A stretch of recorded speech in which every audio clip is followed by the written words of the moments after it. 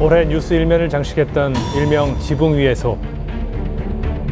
대한민국은 올여름 54일의 역대급 장마로 약 40여 명이 목숨을 잃거나 실종됐고 8,000명의 이재민이 발생, 1,500건의 산사태가 발생했습니다.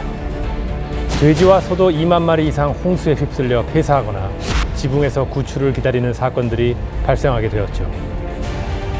우리나라뿐 아니라 세계 곳곳에서 기후재앙으로 피해가 이어졌는데요. 동아시아를 강타한 최악의 홍수와 태풍, 생태계를 집어삼킨 호주와 캘리포니아의 대형 산불, 그리고 전 세계를 휩쓴 사막 메뚜기 떼의 출현까지. 지구 온난화로 녹아내린 빙하 속에는 코로나19보다 더 위협적인 바이러스가 발견돼 전 인류를 충격에 빠뜨리기도 했는데요. 푸른별 지구를 위협하는 기후재앙, 문제 해결이 시급합니다. 이제는 사실 전쟁에 버금가는 현실이 된 기후재앙.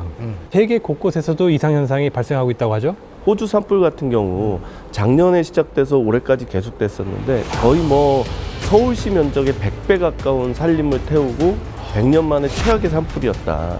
그리고 캘리포니아 산불은 지금도 계속되고 있거든요. 그렇죠. 이미 이제 서울시 면적의 한 26배 정도를 불태웠고요. 앞으로 이제 언제 종식될지도 모르는 상황 속에서 지금 지구 곳곳이 불타고 있습니다.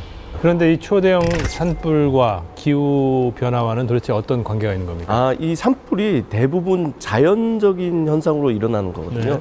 예를 들면 이제 온도가 올라가면 기본적으로 나무들이 바짝바짝 마르잖아요. 네, 예. 마른 상태에서 이렇게 자연적으로 나무들이 쓰러지거나 마찰을 일으킬 때 불씨가 생기는 거예요. 그렇죠, 예. 그때 이제 말라있는 나무들 사이에서 불씨가 확 붙고 그게 이제 강풍이 불거나 하면은 걷잡을 수 없이 커지는 겁니다. 네. 뭐 캘리포니아 같은 지역에서는 뭐 30의 법칙이라고 해서 온도가 30도 이상이고 습도가 30도 이하고 바람이 시속 30km 정도면 그때는 이제 대형 산불이 일어날 확률이 훨씬 크다. 그런 것들이 이제 세계 곳곳에서 벌어지고 있는 거죠. 또 최근 아프리카에서 코끼리 떼가 슬픈 소식인데 약 350마리가 떼 죽음을 당했다는 그런 기사를 보게 됐는데 혹시 이것도 또 기후변화 때문이라고 봐야 되나요? 과거에 없었던 그런 이례적인 상승이 있다 보니까 호숫가에 녹조 현상이 일어난 거죠. 그런 게 이제 참고를 하다 보니까 안에 독소가 나오게 되고 코끼리가 또 하루에 어마어마한 물을 마셔야 되거든요. 그걸 모르고 마셨구나. 네. 그거를 그냥 너무 많이 마신 거죠. 전 세계 곳곳에 이상 기온들이 나타나고 있는데요. 계속 보도가 되고 있는 부분이 지구 온난화로 인해 빙하가 녹으면서 북극곰들이 살 곳이 없어지고 있다. 북극곰보다 더 걱정해야 될 거는 인류 스스로일 수도 있습니다. 빙하가 녹으면서 빙하 속에 갇혀있던 바이러스들이 세상 밖으로 나오고 있거든요.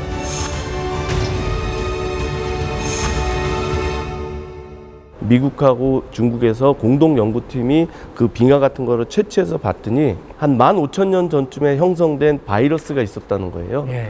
33가지 바이러스가 나왔는데 그 중에 28가지는 지금까지 존재하지 않았던 인류가 처음 보는 바이러스라는 겁니다.